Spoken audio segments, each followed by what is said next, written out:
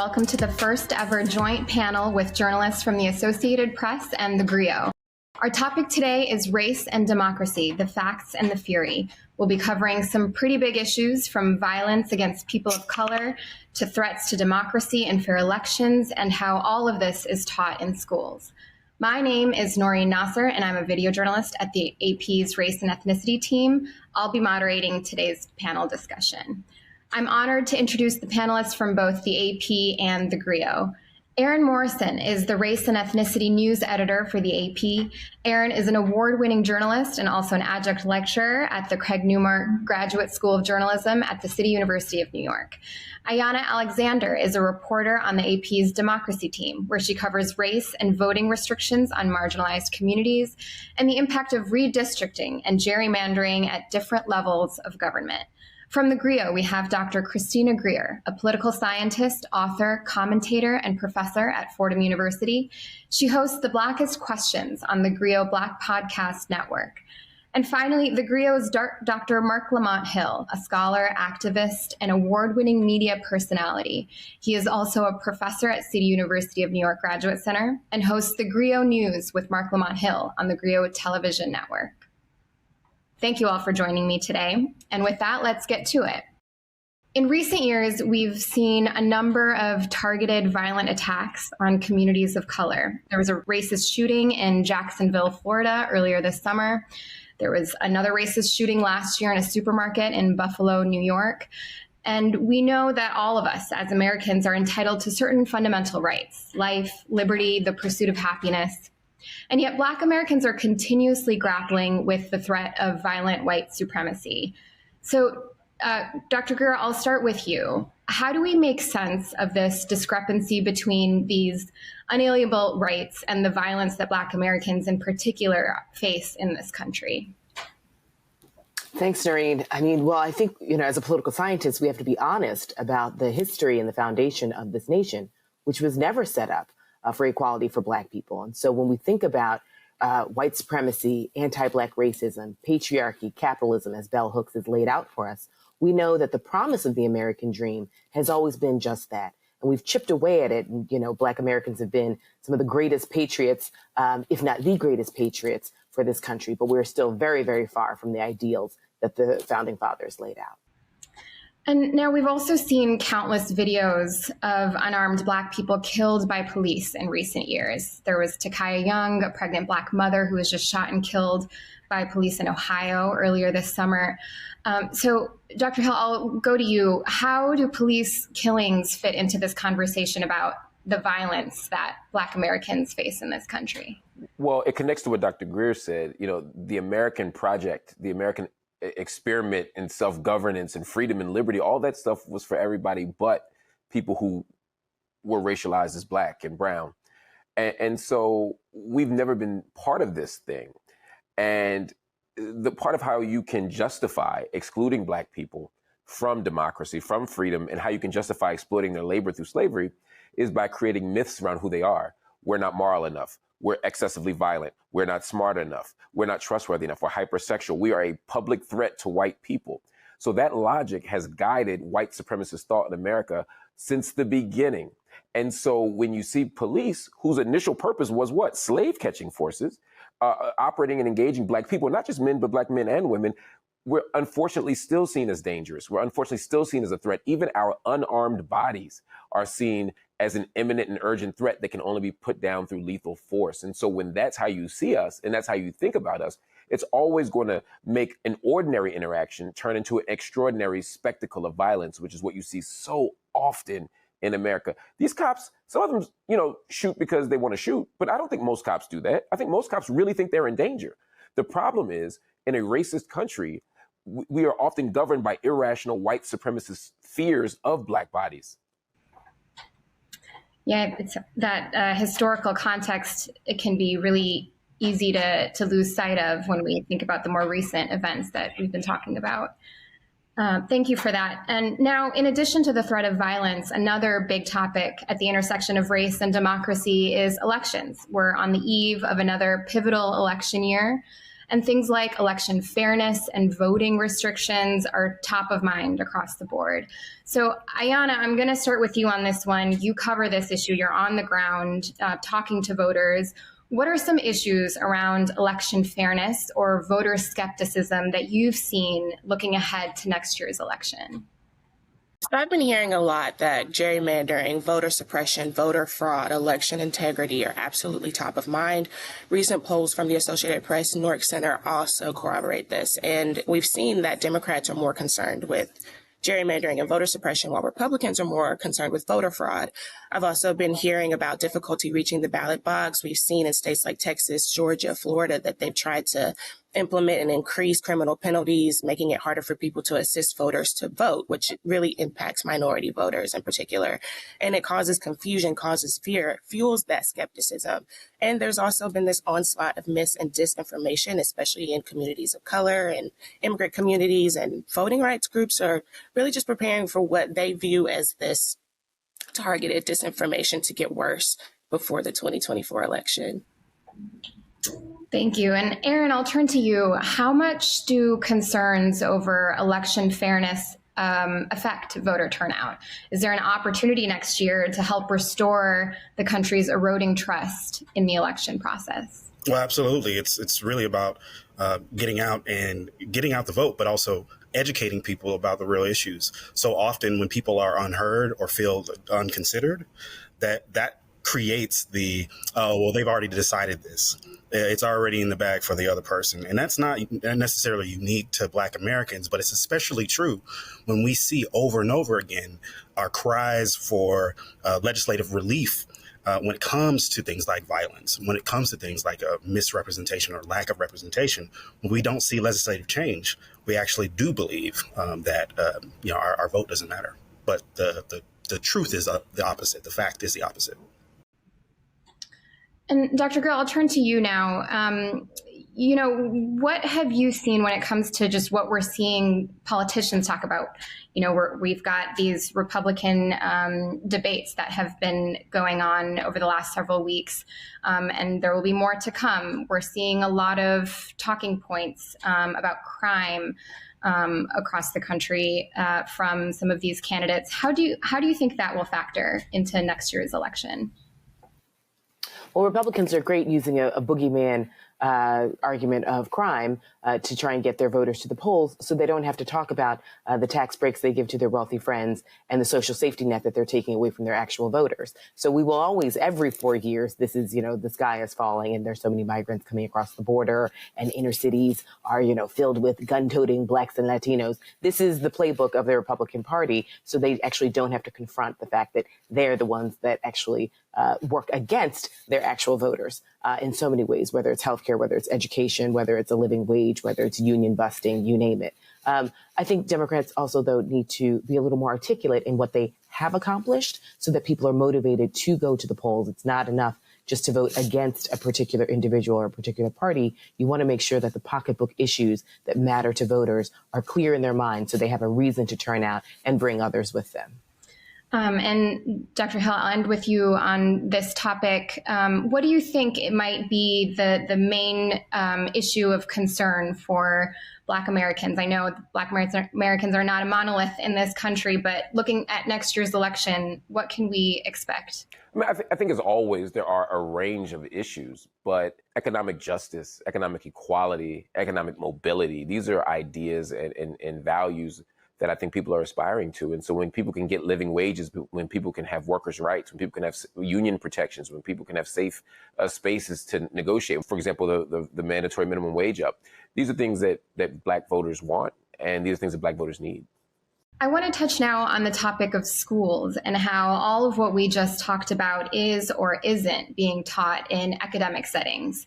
So, Dr. Greer, I'll start with you. How are misrepresentations and misunderstandings of how race is taught in schools affecting students around the country?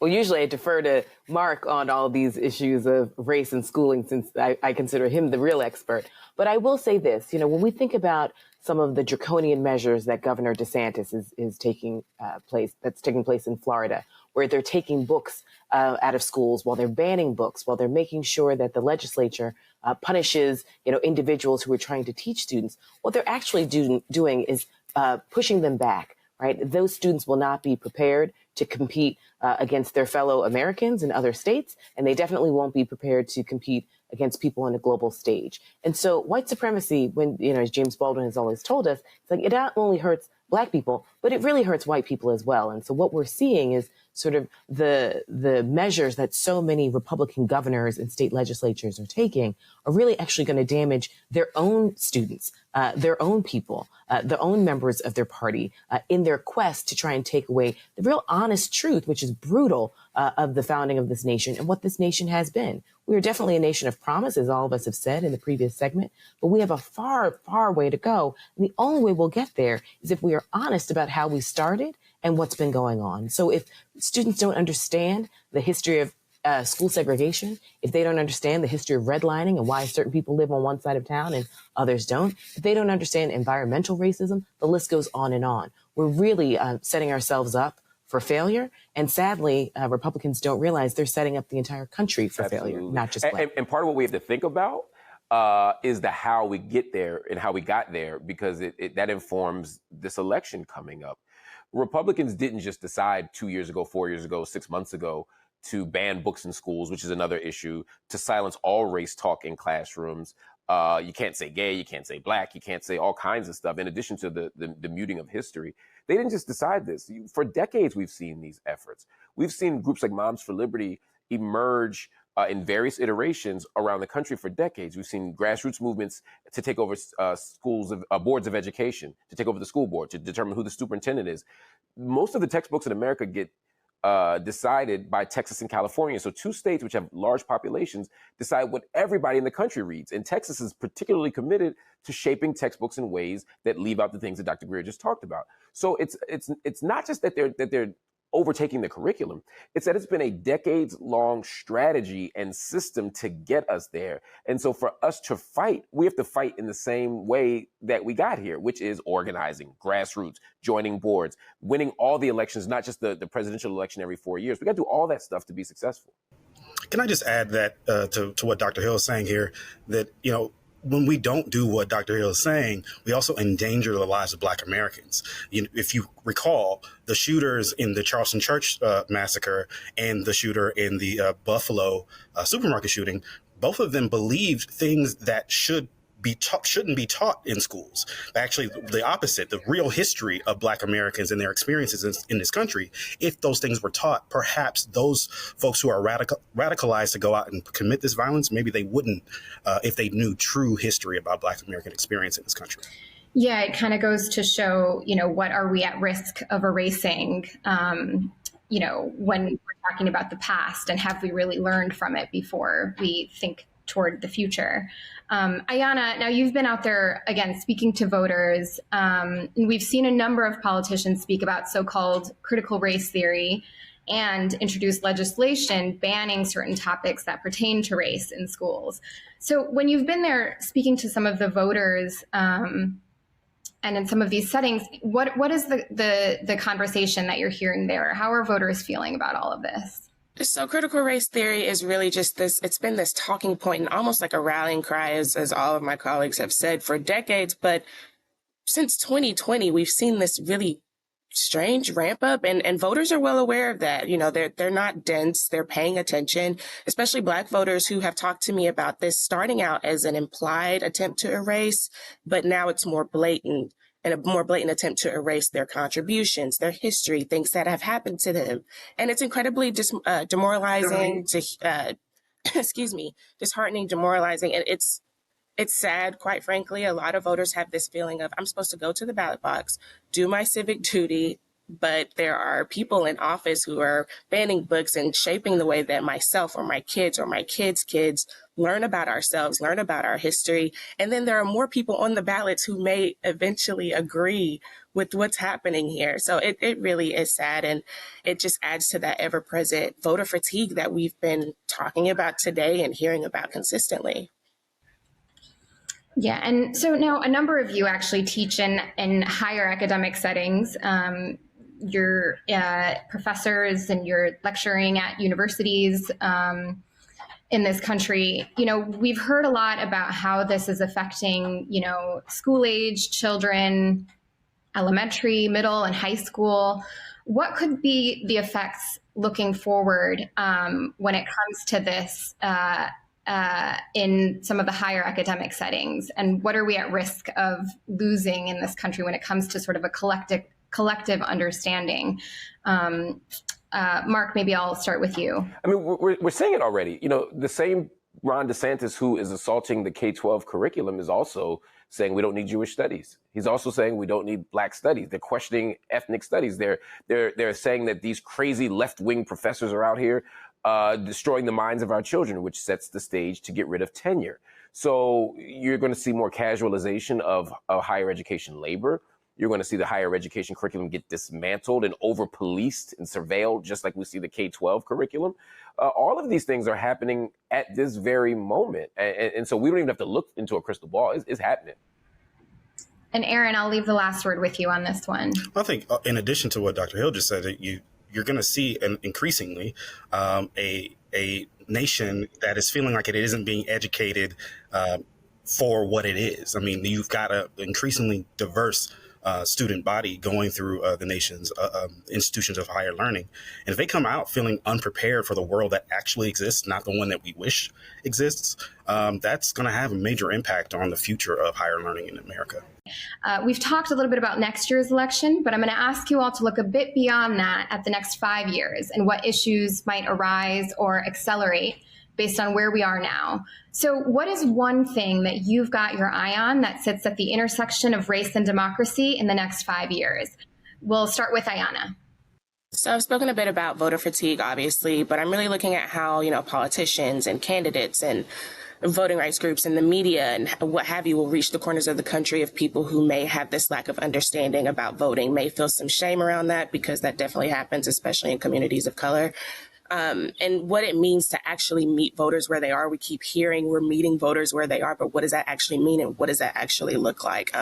How is that going to change ahead of 2024? But really moving forward, how has it changed since 2020? We're kind of in a pandemic, but we're no longer really in the pandemic where everybody's working and voting from home. Thank you. Marc? I'm watching affirmative action. I'm looking at, the Dobbs decision, how it's going to disproportionately impact women of color. In general, I'm looking at the Supreme Court. And now with the passing of Dianne Feinstein, I'm thinking about how hard it's going to be, who's on the Judiciary Committee, how hard it's going to be to appoint federal judges who aren't right wing. So we have an uphill battle over the next 5 years to get the type of things in place legally to be able to advance our cause. Thank you. Aaron? I think I'm really going to be looking at how we continue to evolve on how we talk about and identify along racial and ethnic categories. The conversation around that is constantly evolving. So that's going to be a big focus for me. Thank you. And Christina, will end with you on this one. Well, we have to get 2024 right, because honestly, if we don't get the election of 2024 right, I don't know what the next 5 years look like in a whole host of regions, local, state, and federally. Amen. Now, there can be a lot of doom and gloom in the stories that we cover as journalists, but I want to end with following the model of solutions journalism and hear your ideas for where we go from here. So let's end with another rapid fire. Share a few words with me for where we can look to for solutions and answers for the issues that we just talked about. Dr. Greer, I'll start with you. Well, I always look to young people as an educator. I think that, even though civics are being pulled out of schools, there are ways that we can motivate young people so that they see themselves as part of the process, the political process. It's not just the presidency and the Senate that they can run for. There's so many local offices that they need to be involved in. And so I think young people they've always been the key to saving this democracy. And I think that this time is no different. Great. Dr. Hill?